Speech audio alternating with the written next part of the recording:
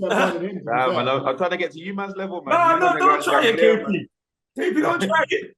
Nah, PFA man. yeah, 3 years in a row. Come on, man. Allow it, bro. You're the guy right now. Nah, man.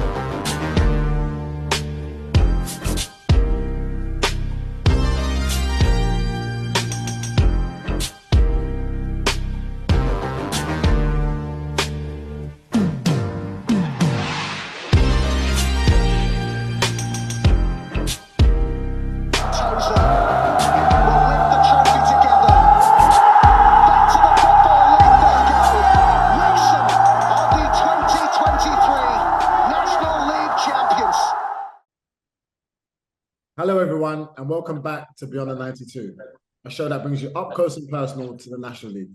We bring you the goals, the results, and obviously special guests every single week. This week, we've got a man that's affectionately known by a lot of his fans as the Chief. He's been up and down the leagues. He's played in the Championship, League One, League Two. He's been promoted from the Vanarama National League North. Kidderminster centre-half, Krystian Pearce. Welcome to the show, KP. Thanks for having me, guys. Chief. And I even forgot to say an international footballer as well for Barbados. It's achievements that your achievements are stacked, man. Team of the year in the EFL. 3 years in a row. 3 years in a row. 3 years in a row. Apologies. Nah. It was only 1 year, but it was three different teams. 3 different teams. So basically, it was the EFL, League Two, plus they did the combined one as well. Yeah. So I was in that one, and then they have the PFA award, obviously, and I was in the League Two for that one. But it was all the same season, man. Don't give me too much credit, man. That's their accolades, bro. They're accolades that not a lot of people can get. But do you know what? Obviously, you've still got a lot of years to play. You're 33, but do you even look back now and think how far you come and think, right, like I've done so much in my career? Do you look back with pride, or are you just still looking forward? You know what it is, like until you turn 30, you don't ever think about when it's gonna end. Yeah. But as soon as I turn 30, literally everybody asks me, "Oh, how long you got left? How long you got left?" I'm thinking, when 29, no one said a word. Never been asked that question. Turn 30, that's it. Oh, how long you got left? Yeah. So it's kind of like, well, I'm good, man. I don't know, man. Like, well, yeah, like until I turned 30, I never really looked back and actually thought about it. And then obviously COVID hit as well. So then obviously everyone's got a lot of thinking time on their hands. And then that's when they kind of started to look back, and a lot of the things that I've done, I'm like, raw, like, I ain't supposed to do that. Like, coming from where obviously I've come from, like my humble background and that, you're not supposed to go play championship and international football and all those kind of things, playing big stadiums and all of that. But yeah, like it kind of put things in perspective a little bit for me, and kind of like, okay, yeah, like you've done well, but at the same time, you can't ever get comfortable. Because as soon as you get comfortable, that's it. That's when you start sinking and going down the wrong way. So yeah, I kind of just, yeah, I embrace the fact that I've done well, but at the same time, I'm still hungry for more. No, for sure. I agree 100% with you. It's like when you turn 30, everyone just asking you when you're going to retire, how many years you got left, and it's like, bro, like the body's still okay. This is what I mean, man. You got no black, don't crack, man. Come on, yeah. Man. The only difference I would say is, okay, maybe after games you might be hurting a little bit more after games. It hurts. But yeah, it hurts. Yeah, a little bit more, but I can't lie. I've been hurting from early 20s. I've been hurting, so I'm used to that.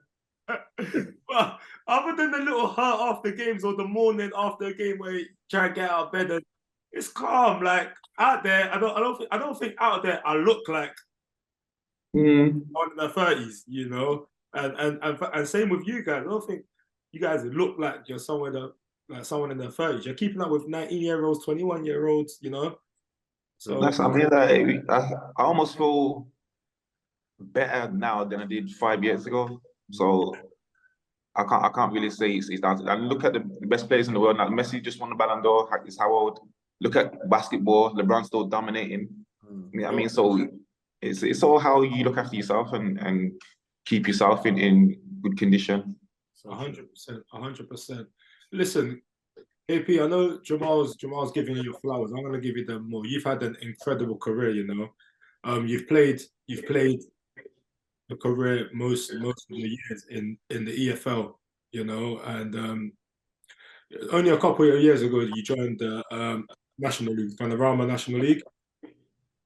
How have you found it being in this division since you've joined it, and what's the difference between like the EFL and the Vanarama? Because you know a lot of people say, "Oh yeah, there's not much difference," or some people say there's a big difference. Some people say, like for me, I my take on it is the higher you go up, the better attackers you come up against, you know, in terms of strikers, wingers, wide men, and that.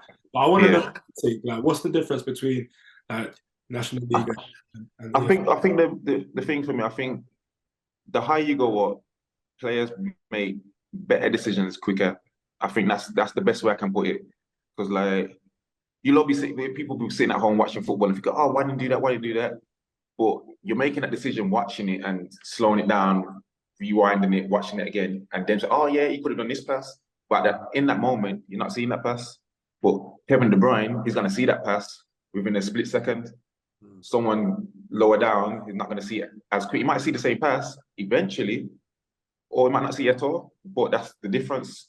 You have better players who see things that other players can't see, or they're that good that they can create something out of nothing. So it's that's how I've kind of interpreted it going through the leagues. So it's not a case of he's not capable of doing that, but under pressure and how big crowds can affect people in different ways and things like that. There's so many variables that change within football that it can't be just one dynamic. So let's narrow it down to League Two, where you played majority of your career, and the National League now. Now you've got the likes of Stockport that come out of this division 2 years ago, Notts County last year, and Wrexham this year, you know, and now they are all in the top four in League Two. So would you say there is a difference between League Two, National League, or because people want to know why are those guys flying, you know, a year into the EFL? So what would you say? And this for both of you guys. I think COVID's a big part of that as well, because when COVID hit, kind of a lot of players had to drop out the league, myself included, and kind of restart, and then that kind of almost filtered a lot more the quality down to the lower leagues. So that's why there's so many good players now in the lower leagues, and it's so competitive at all levels. And then the financial aspect of it as well. So the teams that can pay big money and get better players in.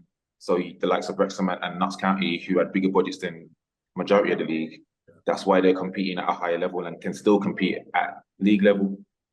So I think that's probably the two main things, in my opinion.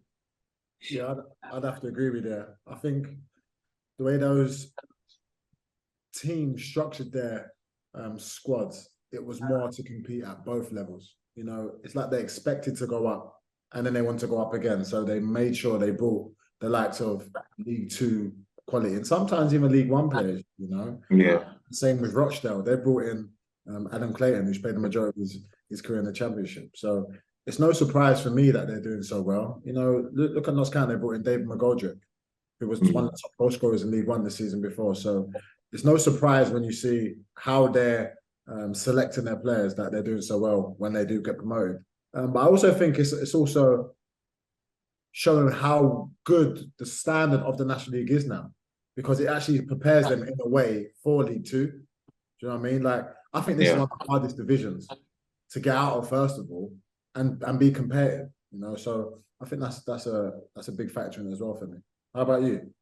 I agree with you. I agree with you. I agree with both of you. What you guys said. Obviously, look, quality is filtering down. You know, a lot of teams in this division have massive, massive ambitions, and players are buying into teams, goals, teams, 5-year plans and whatnot. You see Chesterfield now; they basically recruited the whole of EFL into their team, and they're flying, and it goes to show, So a lot of teams are buying into it.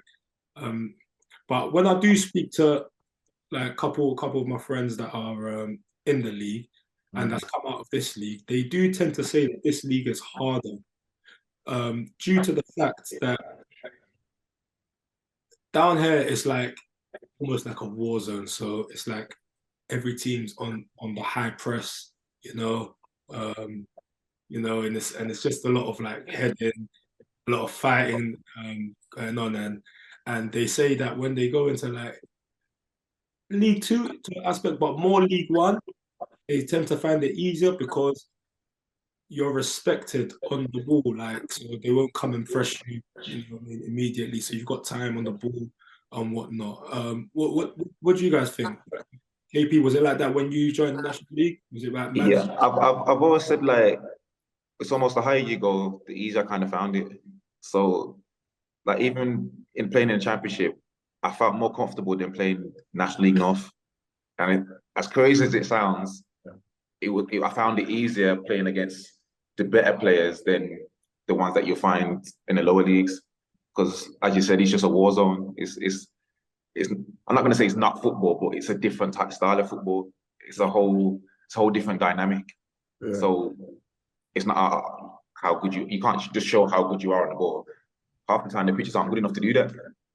And then you get impressed from left, right, and centre because then it's not as tactical where they're like, okay, we're going to do this, we're going to do that, we're going to do this, whatever. It's literally, he's not good on the ball, go press him. They don't know who you are, but go press him. And then one of them, you might win and then nick a goal. Yeah. So I kind of felt that was the biggest transition for me, having to adapt to my game. So obviously I've always been quite comfortable on the ball and like to play out. That was always what I felt that I could bring to a team. So coming through as a youngster, trying to play. I remember my first loan move to Notts County when I was 17. The manager told me head and kick. I said, "Do you mean head and pass?" He said, "No, head and kick." So I was like, "Bro, okay."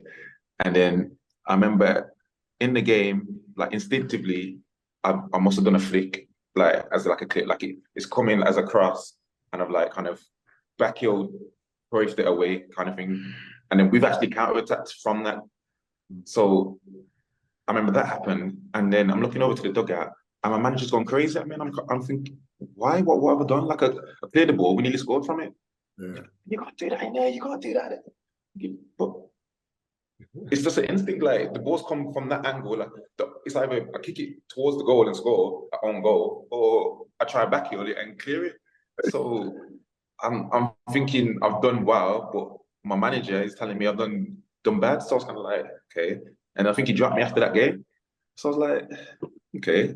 And then that was kind of my first experience of obviously league football. And obviously being a young, impressionable 17-year-old, I don't know any better. So I'm racking my brain thinking, well, how could I have done better? What could I have done differently? And then obviously nowadays it's a lot more, like if you think of any 17-year-old that's coming to a first team now, they're always going to get protected. They're going to be, oh, look after him, didn't it? But me being 6'2", 17 and quite physical for my size and age, I was just treated like a 25-year-old man that's been in the game for years. Yeah. And I felt that kind of helped me because I kind of needed that, because obviously academy level, I was quite ahead of my time almost and kind of bigged up. So everything kind of came easy. So I was probably faster, stronger than 90% of the players I played against, as well as being good on the ball. So then when I had to go to men's football and now I'm getting roughed up a little bit and it's like, oh, I've never been weights before. This is different. I've never had a striker back into me and pin me. I've never had that. So that was almost like, okay, let me see how I deal with this. But I felt that was probably the most important time in my career in terms of development. Yeah. You said Yeah. you spoke a little bit there about obviously different managers and success at various levels. And obviously last year you won promotion to the National League with Kidderminster, and you went through the playoffs and got promoted. Now that contrast, I want to hear from you about how that felt, and then talk to us a bit about how the season started for Kidderminster. Obviously, currently you're at the bottom of the league, but you're not far off. A couple of wins in this league, and you can bounce straight up to about 5 different places. So tell us a bit about how last season was, winning, the elation, and then how you find yourselves now with the quite the similar team that you got promoted with. It must be a different feeling. Yeah, so obviously the start of last season we were playing like decent football, but we weren't really getting the results. And then we had a little bit of a bad patch, had a few bad results, and then we kind of found ourselves like dropping down the league a little bit. And then we kind of restructured, had a little shuffle about, brought in a few players, got rid of a few. And then it wasn't until probably, when was it, March, I would say, where we kind of really like kicked on and kind of like started actually winning games back to back. So I think it was the last 9 games we won in a row, and that's what obviously ended us in the National League now. Yeah. So I think we played Barnsley Celtic away, and we was closer to the relegation zone than we were to the playoff places at that point. Wow. And then I remember saying to one of the video analyst guy, I said to him, I'm gonna score today, we're gonna get clean sheet, we're gonna win every game and get into the playoffs. And I scored that game after 10 minutes, I think like 5 minutes in, scored 1-0, and then won the next 8 games. And he loves that story now, because he obviously because I'm a big believer in like talking things into existence. Oh, you do. So, I was about to say that I remember you doing that a lot when you was with us at Broughton Wood, about just talking out what happens. But yeah, sorry, go on. Yeah, so obviously he's the one that actually brought that stuff. I don't remember saying it to him, but he always tells me, "Oh, remember when you did this?" And I'm like, "Oh yeah, I do remember actually."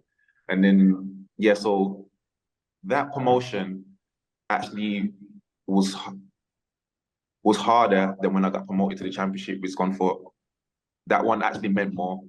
Like that one, I kind of like, nah, we really like had to come together for it. Like we had to work for that one. Yeah. Whereas obviously the Scunthorpe team, like we had players like Gary Hooper and Paul Hayes up top, Grant McCann. We had a lot of good players. So even though it was still an underdog story almost, because there's so many good teams in that league, but we had good quality, so we weren't surprised when we won games. Whereas at Kiddie was like, we had to really grind down teams and fight for each win. Every point meant something. And obviously in the Football League, there's multiple teams that go up. In the lower league, it's one champion and 1 playoff winner. That's it. So one bad day, that's it. Out the door. So like look at Notts County and Wrexham going toe to toe. One of them had to go in the playoffs, even though there was probably 30 something points ahead of the next team. Yeah. But they could have easily fell out. And mentally, what you have to do to get through that and then bounce back and say, okay, we didn't win the league, but we need to go again. Because I had a similar experience when I was at Mansfield. So we should have went up. I think it was 2019, just the season before COVID hit. So we dropped out on the last day to MK Dons, who we actually played MK Dons away on the last game of the season. All we needed was a draw, because we was 3rd, they was 4th. So basically it was a cup final. Whoever won goes up. Yeah. So I think they scored early on, and then from there it was just we're trying to attack, trying to score, and they're just putting obviously bodies on the line, and they're trying to get promoted. And to fair play to them, they got the job done and got promoted. So 4 days later, we were having to go to Newport County away. So instead of being in Vegas, which was promised to us, we're Newport away. It's different. It's different. You might have played there, so you know what Newport's pitch is like, you know that whole atmosphere. So to have to mentally go through that to go, okay, even though we should be in Vegas right now, we're not, we're here. We need to go again. Yeah. Otherwise, season's done. Yeah. And we ended up going out on penalties, which obviously was difficult to take, but it makes you stronger. And I think that's what made the promotion with Kidderminster so much more enjoyable for me personally, having to kind of right those wrongs almost. So yeah, it was one of my favorite seasons, to be honest. Has that stood you in good stead for this year? As you said, you had to grind down the results. You had to get together and make something happen. Is that why you're still in touch and distance this season, even though you've probably not had the start that you'd hope for?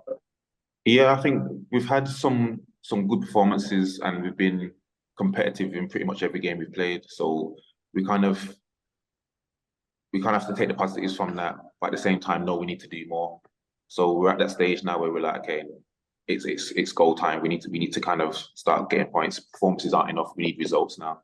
So obviously the last 2 games we drew, probably should have won, but we're still in a position where it's in our hands. So obviously we've got FC next game, who obviously are in the mix with us. Yeah. And then I think we got you guys over the Christmas periods back to back. Yeah. So yeah. There's a lot of games that we got to be competitive and get results from. So yeah, that is one thing I've noticed. As much as you're not getting the results that you want, the games are always close. It's always one goal. You've never been blown out by like 4 or 5. And there's a lot of teams when they're down in the dumps, and you can just see that they're just getting leaking goals all over the place. And to be fair, me and Femi know Russell Penn really well, and it's no surprise because that grit and determination that he showed as a player, it seems as though he's found that in management as well. Yeah. And you know what? That's that. I was even going to ask that question. Like obviously, we played with him, and he was he captain that game? So yeah. Yeah, and do you know what, KP? When you see him tomorrow, say to me, I ain't returned my calls in a long time, you know. I don't know what's going on, if he changed his number, but he seems like he's forgotten about me since he become a manager. We used to be roommates. Now he's treating me like he don't even know me. But hey, but yeah, I'll tell him tomorrow, man. I'll tell him. Yeah, make sure you tell him. And tell him I said hello as well. I ain't got no problem. Just tell him I said hello. but yeah, obviously, look, he was captain at Gateshead with Jamal. I was at York. He was my captain at York City, you know, and great leader, you know. He was actually an example. Great guy as well. What's he like as a manager? Like you said, he's one of those passionate guys that wears his heart on his sleeve, and I think that comes through with how he coaches and how he manages.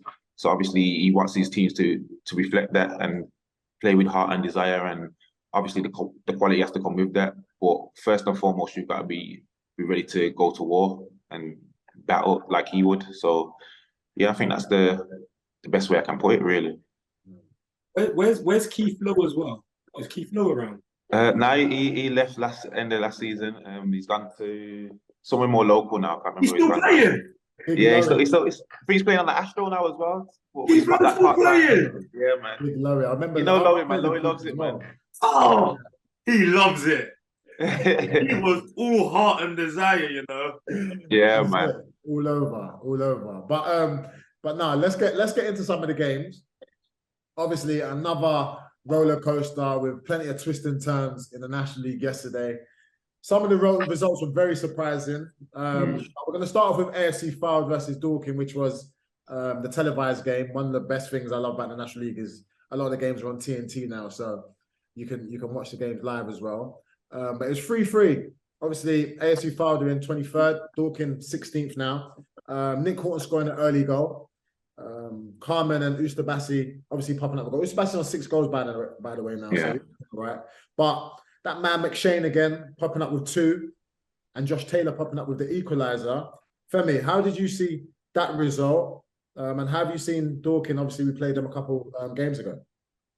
Yeah, that must have been a hell of a game. I know both teams would have definitely fancied themselves going into that game, you know, and there's a lot of goals in both teams, you know. Dorking have got a lot of firepower. If it's not Jason Pryor, it's McShane, and if it's not McShane, it's Rumford that just came back from time out on the sidelines, you know. So they've got a lot, and if it's not him, it's Ottaway, you know. So they've got a lot going for them going forward. So just one of the strikers popped off yesterday with two goals, which was big, isn't it? And yeah, like I said, I think both teams definitely went for that one. And I also like to think that both teams probably banked on that win, like probably needed to win that game, you know, just to stay clear and whatnot. But yeah, it looks like a hell of a game. But yeah, it just seems like the draw was the fair result, you know, and hopefully both teams can move on from that. No, for sure. I'd say the same. It looked like a really exciting one. But one of the games of the day, your old team, KP, Solihull. It's their second game in the week against Altrincham. They've dropped down to 4th now, Solihull, and Altrincham have gone up to 7th. 6-1 that one ended. Yeah. Now, Marcus Dacker's popping up with a goal. Amaluzo, Clark, that front three with Liney as well. They all scored. Newbie scored a goal, and that takes Krystian Clark up to 10 goals now. So congratulations to him, one of our guests from a couple of weeks ago. Yeah. Solihull are... That boy's special, let me say that as well. That boy, he can play. Let me not say too much on that because he embarrassed a couple of my teammates and I can't really, you know what I mean? But yeah. No, we said to him, are you like on a nutmeg bonus? Because that's all he seems to want to do. Bro. Nutmegs where he's scoring his assistant. Nah. The nutmeg that he did on one of my teammates, I will never let my teammate leave that down. It was disgusting. My whole team was just like, no. KP, talk to us. Don't hold. What was Krystian Clark like against you guys? Like he was like, it's basically like you just put on Aiden Hazard out of nowhere, just signed him, just dashed him on the pitch because he was just doing what he wanted. He was by far their best player in my opinion, anyway. Like he was the one that excites the crowd, gets everyone going, makes everyone think, okay, yeah, we can score a goal out of nothing. He's that kind of player. So he won't be in this league for too much longer. No, he's definitely going places. He's off for sure. Yeah. For sure. And definitely one of my favourite players to watch right now. Yeah, and I think his manager Phil Parkinson knows that. So it's kind of like just enjoy him while we still have him. Yeah. Because let's be honest, I don't think they'll let him go in January because they might be able to hit the playoffs this year. But this is what I love about the National League. There's so many players that they haven't quite made it yet, but they're just on the cusp of it. Do you know what I mean? Yeah, man. Talk me through that game, KP. Obviously, we spoke about Clark, but how are you seeing Solihull? Because they seem to be having a little bit of a wobble. Yes, obviously they started off well. Obviously, went unbeaten for a long time, and they were quite solid defensively. So obviously, Kieran Morrison was my centre back last season at Kiddie with me. Obviously, done well. Then obviously left us and went there. So no hard feelings, but you know. Is that like a derby? Would that say a derby? Solihull? A little bit, yeah. Okay. Yeah, obviously it's not far, so yeah, it'd be a bit of a derby, but yeah. Yeah, I think I was on the bench when we played them because I just come back from international. So obviously the gaffer was like, I don't want to kind of risk you injuries and stuff. So but yeah, there was a solid team trying to play football. A lot of good players. Obviously, I know a few of the boys there still from when I was there. But yeah, that result was definitely surprising. But at the same time, not because I know what the qualities that Altrincham have. So that's kind of the beauty of this league. Any bad days, you could get slapped 6 easily by anybody. So I'm hoping that we're one that will surprise somebody and slap somebody 6-0 real soon. So. For sure. And Amaluzo as well, Femi, is another one that we enjoy playing against and enjoy watching. Yeah, I'm so happy to see him. I'm so happy to see him playing well and flying because I really like him. I like him as a player. I also like him as a person. Yeah, I think he's a funny guy. You know, yeah, he does come across well. He does come yeah, across. You know. So yeah, I'm happy to see that he's flying and he's doing really well. And was it last week or a couple of weeks ago that his players were just giving him all the plaudits, like unbelievable. I think it was against Southend. Might have been, yeah. Yeah, all the players. I was just looking on Twitter, and everyone was just giving him all the points for his performance. So he's definitely a big player, and it's definitely a great signing that Phil Parker's been made, you know, because he has made a difference, and with where Ocean are in the league, it goes to show, you know. But it's unfortunate for Solihull because that's their second loss in the week, and it just seems like when they lose, it's like they lose heavy, you know. When they win, when they lose, it's like they lose heavy, and it's like it's not a 1-0, it's like 3-4s, like, you know. And yesterday they conceded 6, so. But look, they're not the look. 21 games in, and they're fourth on the table, so they're doing something right in it. You just need to iron out. The last week they've had dust themselves down and go again. No, for sure. I totally agree. And obviously Gus is down there, so we've got a quite close connection with them as well. Aldershot continued their good run of form. Now that's a team that probably we said Gates was going to be the dark horse, but now that the season's panning out, you can see how well Aldershot are doing. And that man, Laurent Tollage, popped up with his 9th goal of the season, a late goal against Halifax, and that was 6 versus 4. So Aldershot are really going well. And they're calling him the new Swiss import because he's obviously from Switzerland, one of the Roger Federer off the conveyor belt of Switzerland. So he's doing really well. And from what I see from Aldershot is that they're riding away with a lot of young players that are full of confidence. And you can just see it in the way they're playing. You see it after on social media, they're just going crazy. The tweets are just rolling out. So there's a lot of confidence in that. But Femi, talk to us about yesterday's game. Before we go to yesterday, talk to me about the 90+7, like 97th minute goal they scored, because that is overtime. Yeah, it's so heartbreaking. Like touch wood, I don't ever want to be on the receiving end of receiving like a goal that makes us lose a game, or even the equalizer when the game should be over, really and truly.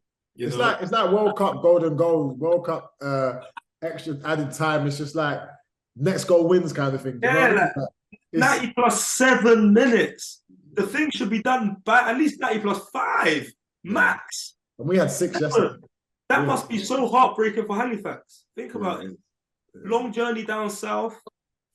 Their legs were probably done. Like, do you know what I'm saying? And then that's when Aldershot go and get the goal. It's like sometimes football is so cruel. It's just so cruel. It is. But do you know what? Where I suppose it's our fault because they said the ball wasn't in play enough, and people were taking too long with their throw-ins, too long with their goal kicks. Then they said, okay, well, you know what? We're going to punish you guys. I'm going to add the time on. So hopefully there's a little bit more sense going into it, because it seems as though, I think, as much as there's been 22 fixtures, if you add up the time added on, we've played about 25, 26 games. That's how much time has been added on in this extra time. So thinking about player welfare and the care, maybe that's why there's a bit more injuries. But at the same time, that's where fitness comes into it as well. You know, that concentration of 90+. It's not just 90 minutes no more. So yeah, I'm not a fan anyway. I'm not a fan, I'm not gonna lie. But now, Femi, talk to me about yesterday's game. A much-needed victory for Bournemouth. Obviously, we went down 2-0. Gregor Cox and Reece Brown. Reece Brown scoring from basically the halfway line. A little bit of a mix-up. And he took a hit and hope, and it went over Ash's head. But we rallied, you know. Tyrone Marsh popped up with 2. Angelo Belanta, that man again, with number 14 on his back, moving at Henry. And a special shout out to Tom Whelan, because as much as he's not been playing recently, he's kept his head down, got back in the team, and he's really showing the gaffer. He's back in his chat. Let's say that. So, Femi, how did that game go? Yeah, it was a rough start. Like it was like on 2-0 down. Obviously, we. I was like this. Yeah, like this. Good in the week, and then to go out there and just go 2-0 down like that. Like credit to Woking, though, they've got they play like a 4-2-4 almost, and they're just rotating the front 4. So 1 minute I'm up against Armour, next minute I'm up against Reece Brown, next minute I'm up against Gregor Cox. Like they're just all rotating, and they've got a good front 4 that will cause the team problems, you know. Yeah, to like, we know how big the game was, isn't it, for us, and To be honest, I put pressure on myself for yesterday's game. I put a lot of pressure on myself, which I don't mind. But yeah, it was a big game for us. To just go 2-0 down after like 15 minutes was like, what the hell? Like, especially when you know what this game means, you know. So that was crazy. But according to the boys, like, we didn't throw the towel in. We didn't throw the towel in. We just kept going, knocking on the door. And even in the last couple of games, we have been getting chances. We just haven't been converting them, you know. Yesterday, it seemed like the fortune turned for us, and the chances we got, we managed to score, you know. But ideally, giving 2 goals, it's always a mountain to climb. I wouldn't want to go about that way of winning every week, I'll be honest with you. For sure. But the character the boy showed, it was unbelievable, you know. I think credit to the gaffer as well, because his halftime team talk, he said, I don't think you'll mind me saying this, he envisioned us going and winning 4-2. And that's exactly what we did, you know. And he made a tactical change as well during the game that I think helped shift the momentum. And when it all comes together like that, it's like, that's why managers, you know what? Do you know what I mean? Because I probably wouldn't have seen that. But he saw something that needed to change, and that's why he gets paid the money he does, because that's what goes and happens, you know. So congrats to the boys, and I think it's a well-earned 3 points and a much needed one as well. So long may it continue. We've got a tough game against Oldham, who have been a bit up and down, to be fair, in the last 2 games. They went away to Barnet, beat them 4-1 on Tuesday, but then they lost 4-1 yesterday against a team that you probably wouldn't expect, and that was Ebbsfleet at home as well. James Norwood popping up with his 11th goal this season, but Kundal, Polion, Okondonyero and Samuel also popping up with their goals as well. So that was probably a surprise, KP. Did you obviously no one saw that coming, but what do you see from that one? Yeah, obviously it's not a great result for us personally, because obviously they're down there with us. I was hoping that my boy Hallam would have helped me out there, but I think he came off the bench, so it's a difficult one, because obviously Oldham's a good team.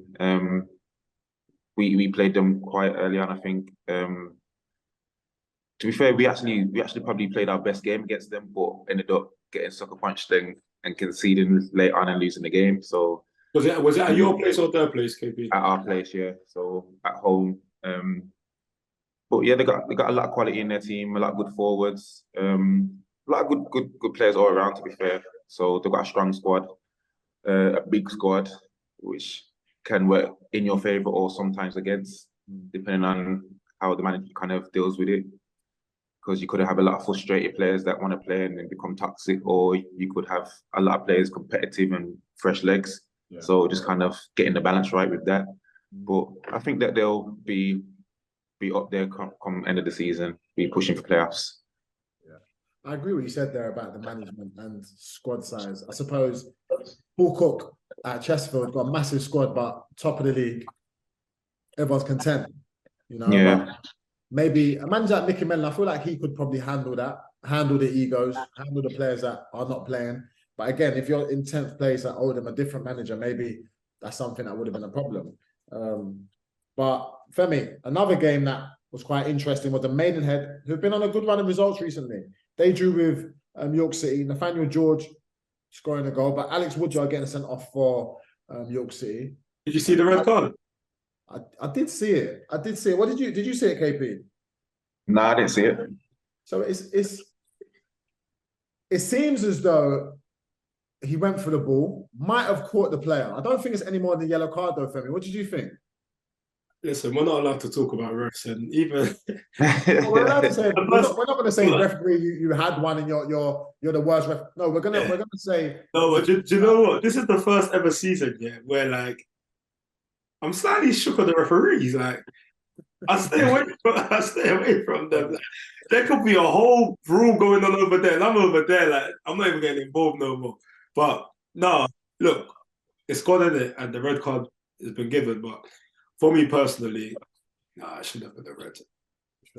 It was bizarre. That's kind of how the game's going now. It's almost becoming a non-contact sport, and I don't like it.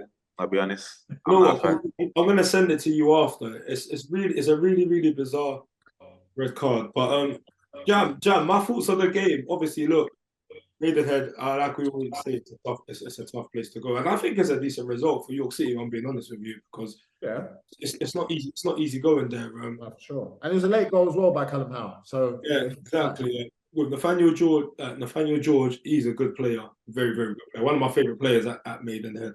So he's popped up with a goal. But seems like York City centre halves are coming through and popping up with goals when the strikers can't. We need to take a leaf out of the book, Jam.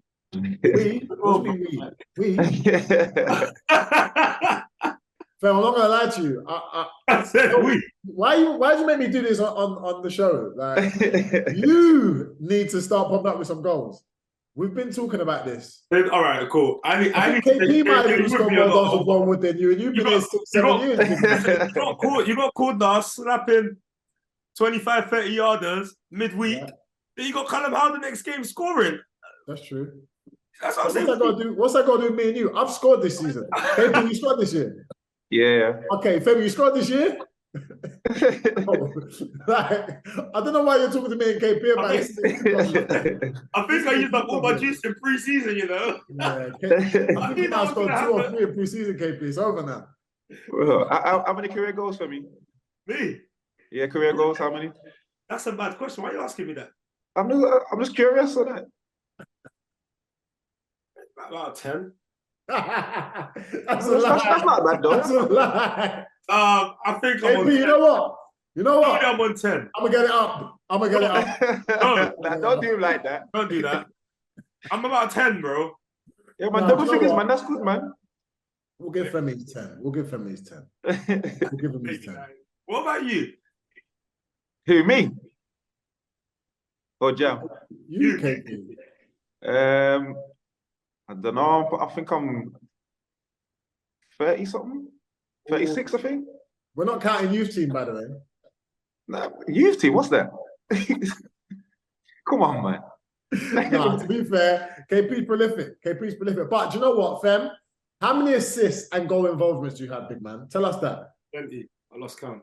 Yeah, there you go. When Femi's at wing back, he's an issue. Yeah, man. I've seen it. Issue. So we're not gonna get onto you too much, Fem. But no, we all need to be fair. Let's be honest. We all need to pop up with some goals. We all need to start scoring some more goals. But going back to the games though, Hartlepool lost against Bromley. Bromley up to second now. Bromley are absolutely flying, and they keep putting pictures up of them in the change room. And to be honest with you, I love to see it. Similar to what Arsenal were doing every time they won. You can see a real togetherness in that dressing room. Michael Cheek scoring a brace, as he does, up to his 10th goal. Crowhouse and Olamola making it 4. Desiree, though, still knocking on the door, still popping up with his goal. He's up to 13th for the season. KP, what have you seen from Bromley? And Femi, I want to hear what you think about Hartlepool. I think we played them first or second game of the season.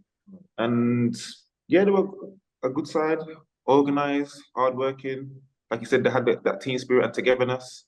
Yeah. So yeah, I think they're a good team. They'll be up there, man. They will for sure. Fem, how about you? Yeah, Bromley are flying. They took a loss midweek, a little blip, but they definitely bounced back with a 4-1 win, you know. And going to Hartlepool to win 4-1, boy, that's no easy job, you know. That's no easy job. Remember, Hartlepool just come down from the EFL as well.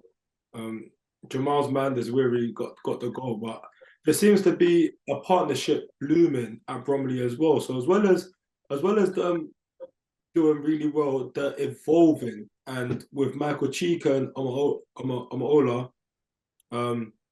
that new partnership, I think that's been a very, very good sign, because he's come in and he's contributed to so many goals, and I think those two work well together.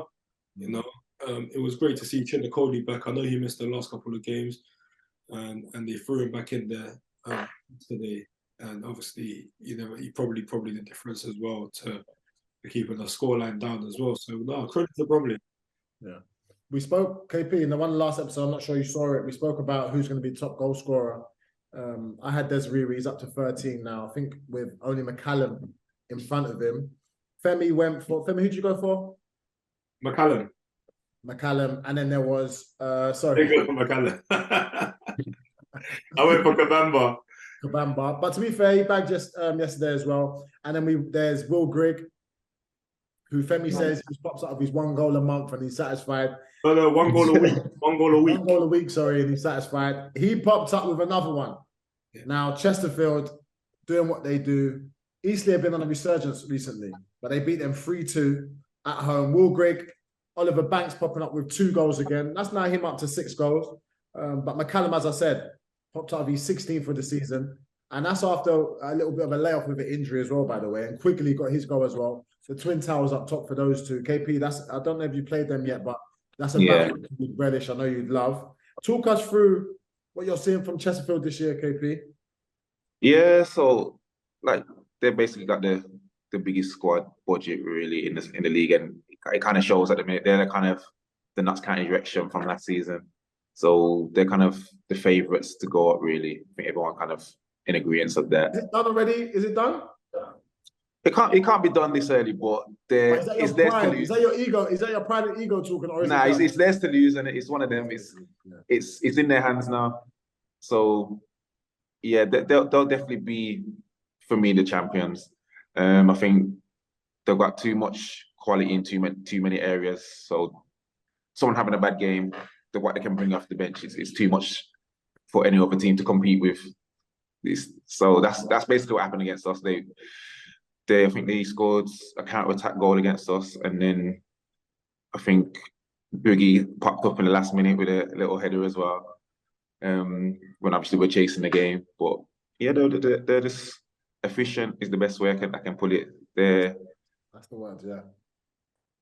They know how to get results. They know how to win games, and they've got that much experience and quality within the squad that it'd be very surprising for me if they don't win the league. Agreed. How about you, Fem? 11 points clear with a game in hand. Yeah, that's what I mean. So it's no one ain't catching them. Let's be honest. As you said, it's theirs to lose. It's theirs to lose. But as Femi said it last week. You know what's funny? Do you know what's funny? Hey, we all got mad egos, you know. It's theirs to lose, isn't it? Why, fam? No one really wants to admit, like yo. I don't even want to speak it. I don't even want to say it. But no one really wants to be like, yo, yeah, it's theirs to lose, isn't it? Listen, not many teams have been 11 points clear at this stage. We're not even at December yet. With a game in hand. We're not even at December yet. And as I think last season, they probably would have been so happy. A lot of teams would have been happy to see Wrexham and Notts County go up. But they would have been the happiest knowing, do you know what? We're just going to go out there. We're going to get Grigg. We're going to get Michael Jacobs. We're going to get Tom. And do you know what? Anyone else we want, we're going to get them too. You know? It's shown now that they're 11 points clear. And what can you really do with that when they need a goal? They're trying on Quigley as well. They're trying on Berry, Mandeville, Dobra. These are players that will walk into any side in the National League. And half the time they're sitting on the bench. So, yeah, it just goes to show the strength and depth that they've got. It's quite scary. It's quite scary. But moving on, another team that would have fancied themselves coming down was Rochdale. They went to Dagenham Redbridge and got a win.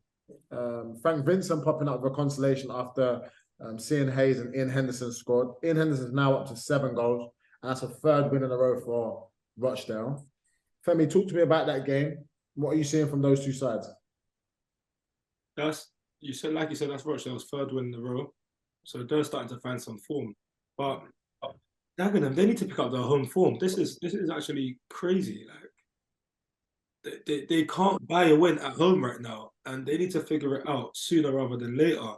Away from home, they get results here and there, but at home, it's just crazy for them right now. If you want to compete in this division, your home form needs to be decent. You know, it needs to be decent. So hopefully they figure that out soon. But credit to Rochdale, 3rd win on the bounce, and Ian Henderson will go in strong as well. You know.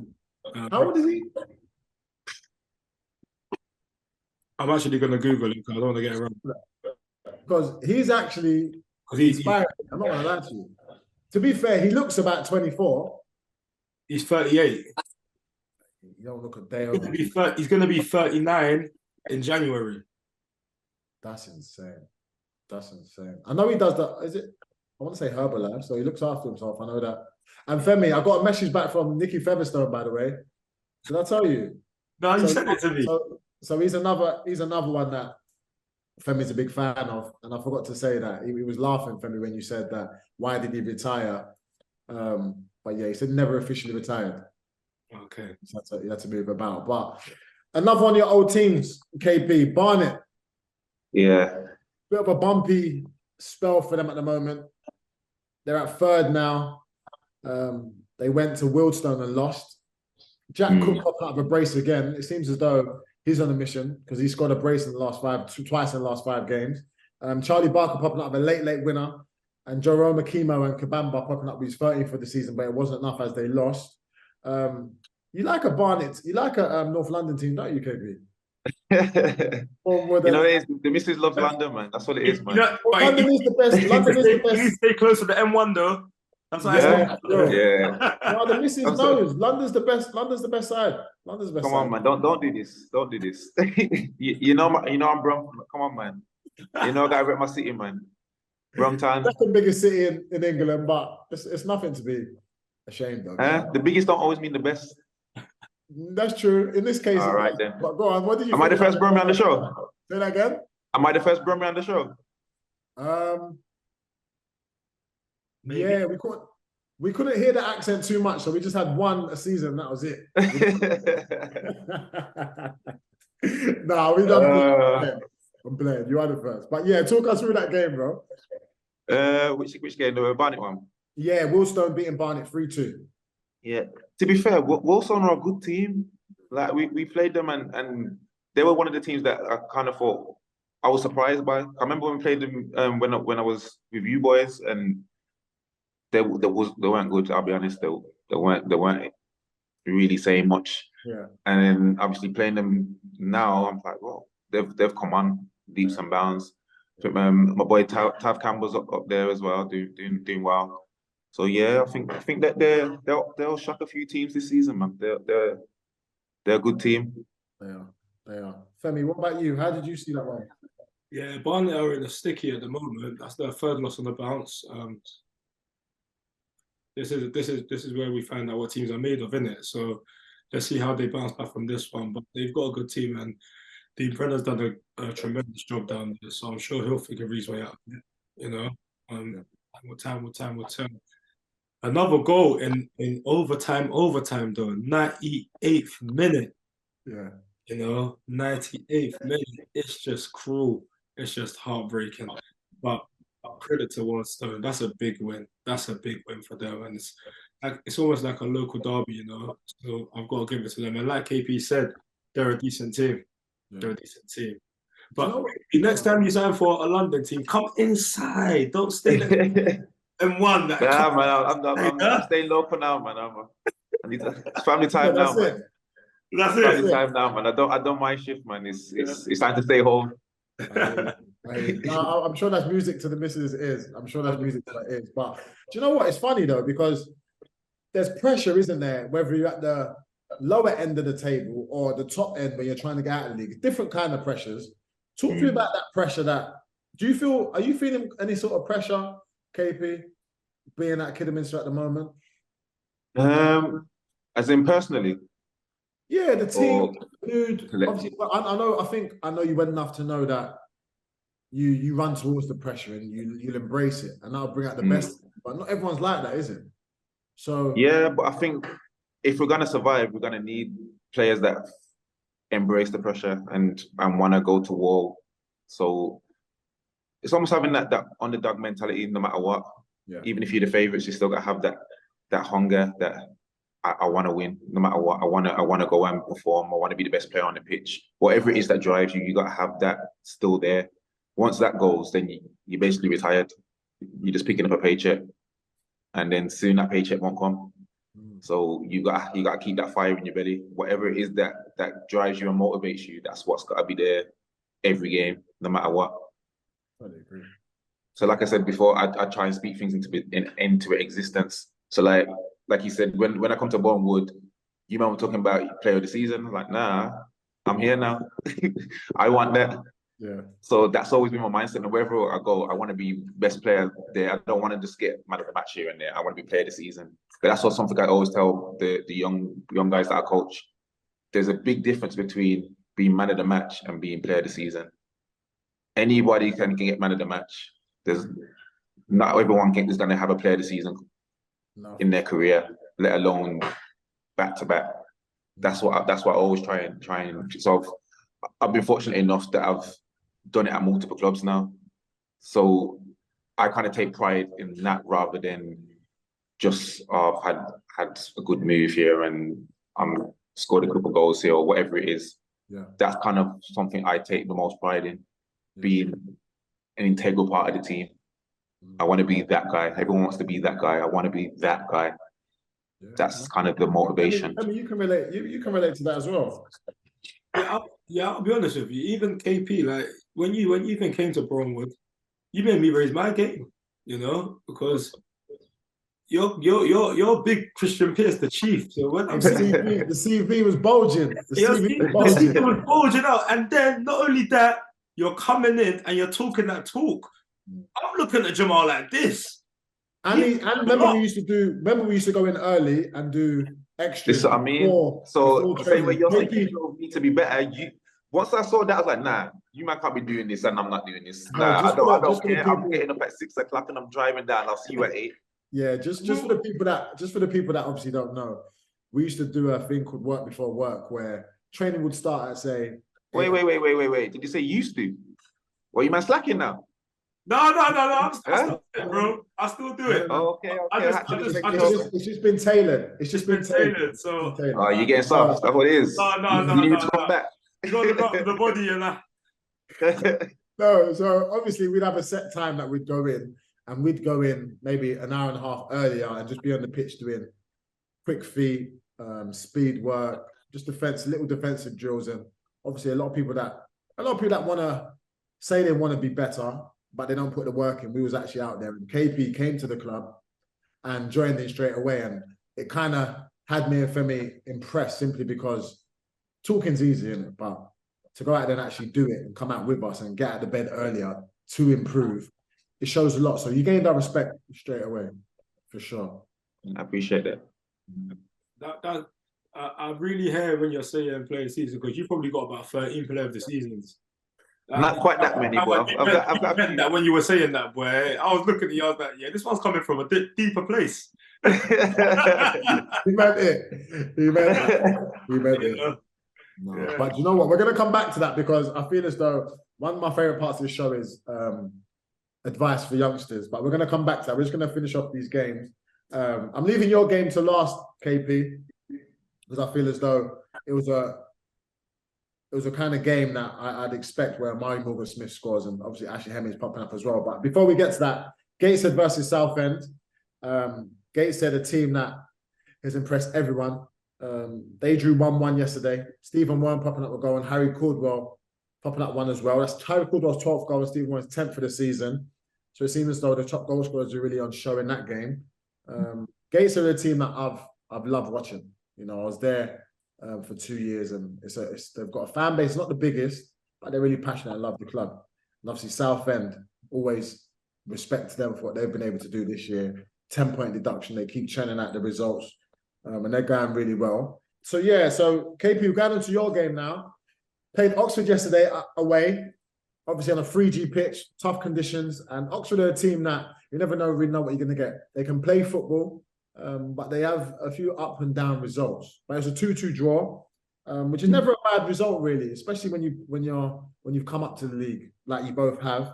Andre Burley and Sanson popping out the goals, but that deadly duo of Ashley Hemmings and Amari Morgan-Smith, the evergreen Amari Morgan, still doing a good friend of mine. He popped up with his 5th goal this season. A tireless workhorse up top. Tell me how that game went for you guys. Yeah, so similar to yourselves, we went 2-0 down quite early on. I think I think the first goal was basically like a little one of them free goals where he tried to clear it, hits the striker, goes in. So one of them ones. Second goal, they kind of took advantage of a defensive mix-up and breaking the offside trap. Great finish, to be fair to the striker. And then, yeah, we kind of had to kind of regroup and go again and show some character to come back into the game. We managed to win a penalty just before half-time. I think the centre-back handballed my header from the corner, so I didn't even see it, but apparently that's what happened. Yeah. And then obviously, as you said, Jamal, he slots it in. Yeah, and then from there, really, we at halftime we kind of just said like, it's here for us. They're rattled. We can get minimum a point from this game. Obviously, we was trying to aim for the 3 points and wasn't meant to be. We threw everything at it. We got our equaliser, as you said, through Morgs. And yeah, it was just literally attack, and was just couldn't get that third goal. And yeah, we probably deserve to win, but we feel like we're saying that too often now, where we play well and not get the result. So it's a point on the board. There's another game unbeaten. Obviously, we had a bad patch, so we're trying to just get points on the board. And yeah, we kind of feel that was 2 points dropped. It was a bit of a 6-pointer that game yesterday, isn't it? Yeah, definitely. So I think we would have went within a point, maybe 2 points of them, and then obviously close the gap a little bit on the rest of the teams. But yeah, I think we still got a lot of games to play, so we're still optimistic, and yeah, we're just gonna keep going, taking it game by game.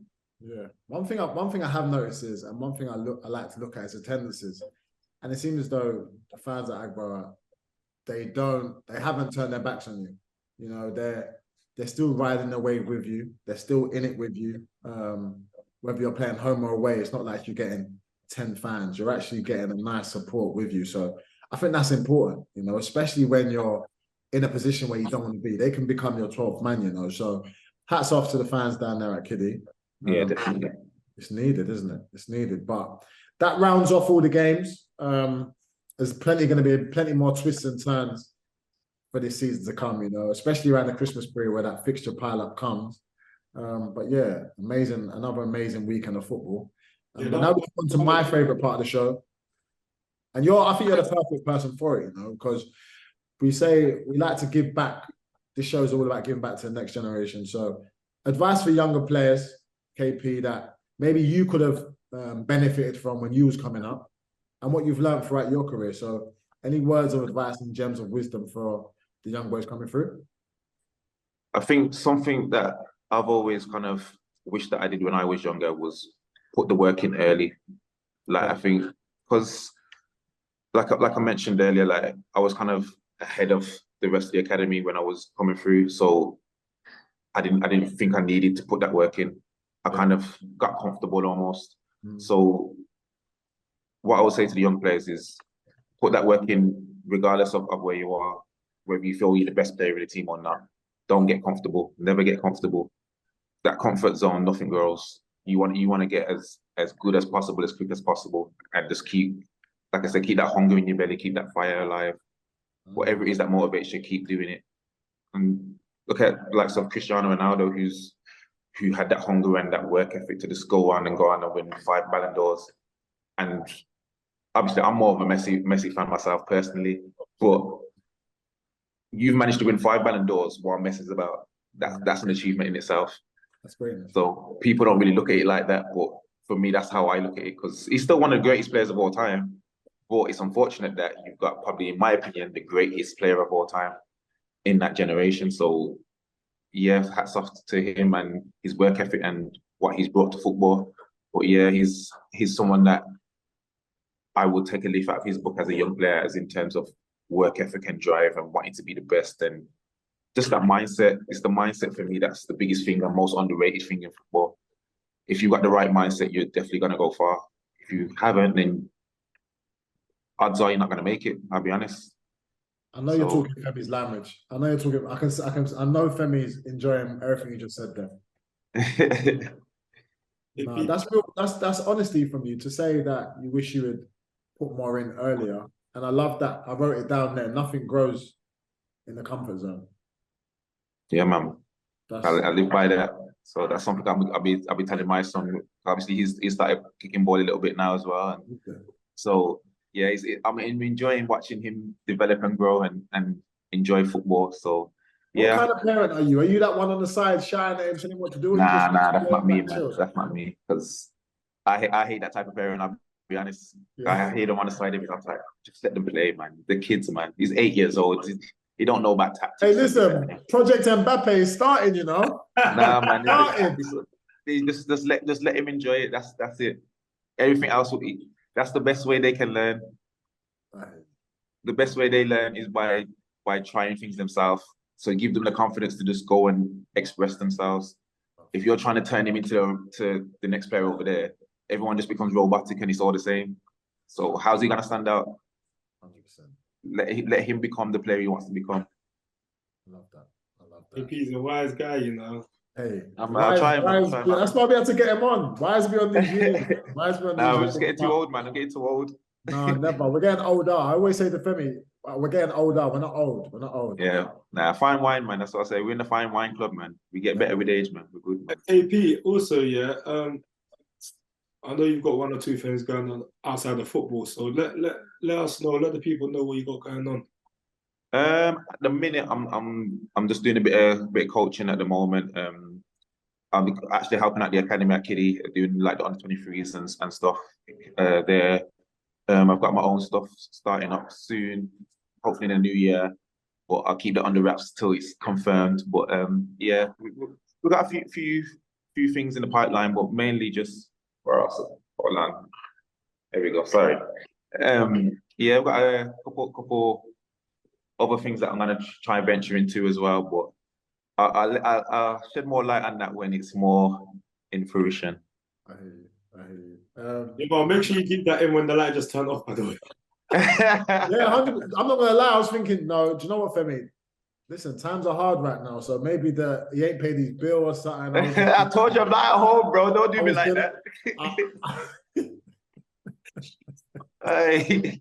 The time is crazy. I'm in the office, man. No, listen, we'll leave that in. But no, this is now where Femi comes into his own.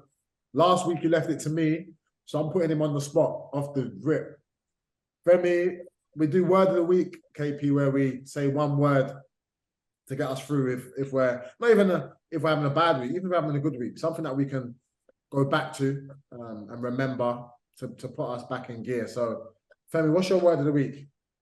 Listen, it's been a great episode, and my word of the week, I think KP mentioned it about putting the work in, but my word of the week is work.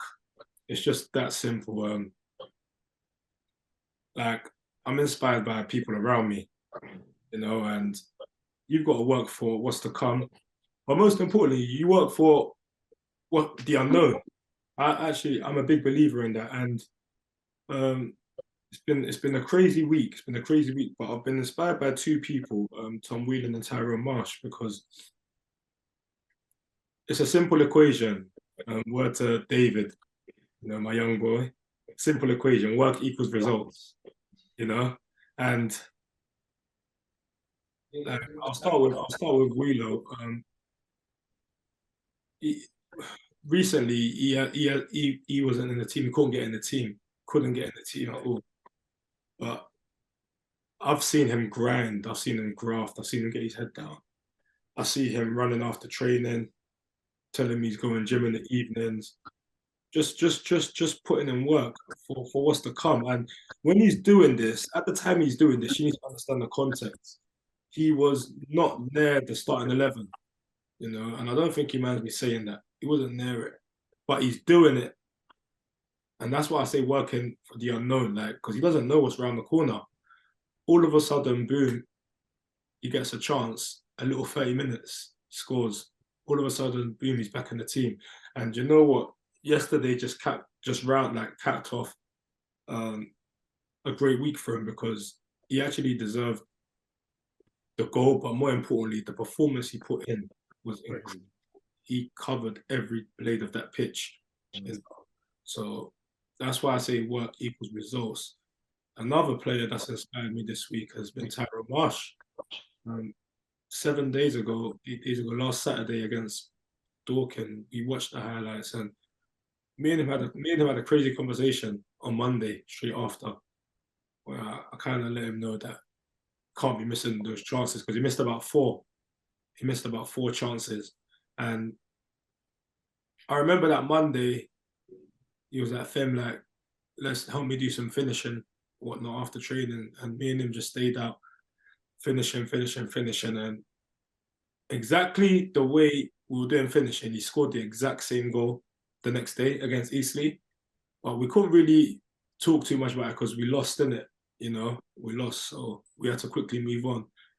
But obviously, he had the Wednesday off and the Thursday come now, and he went out and done more finishing. And this time it was a couple of us. I'm helping him do finishing again. And he's doing finishing. We're literally out there for 45 minutes to an hour, just finishing.